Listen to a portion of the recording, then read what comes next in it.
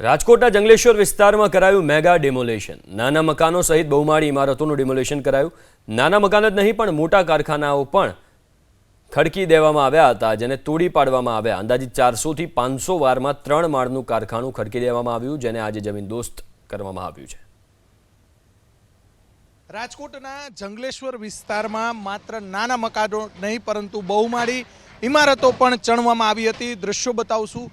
જંગલેશ્વર અને જોઈ શકાય છે કે જે પરસાણા સોસાયટી અહીંયા આવેલી છે ત્યાં 3 માળનું આખું કારખાનું ચણી દેવામાં આવ્યું હતું। એ કારખાનાનું ડિમોલેશન હિટાચી મશીન દ્વારા શરૂ કરવામાં આવ્યું છે। દ્રશ્યો બતાવશું।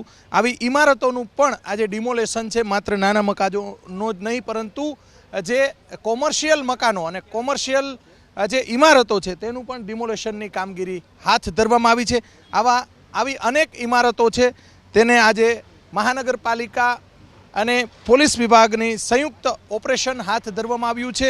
મહાનગરપાલિકાના અલગ અલગ વિભાગો છે તેમના દ્વારા જોઈ શકાય છે કે અત્યારે હિટાચી મશીન દ્વારા અનેક જે નાના મકાનોની સાથે બહુમાળી ઇમારતો છે, 3 માળની બહુમાળી ઇમારતમાં કારખાનું બનાવવામાં આવ્યું હતું અને આ કારખાનું થોડા સમય પહેલાં જ 1 કે 1.5 વર્ષ પહેલાં જ બન્યું હોય તે પ્રમાણેના દ્રશ્યો છે। માત્ર નાના મકાનો નહીં પરંતુ અનેક 50 થી 60 જેટલા મોટા મકાનો છે તેનું પણ ડિમોલેશનની કામગીરી હાથ ધરવામાં આવી છે।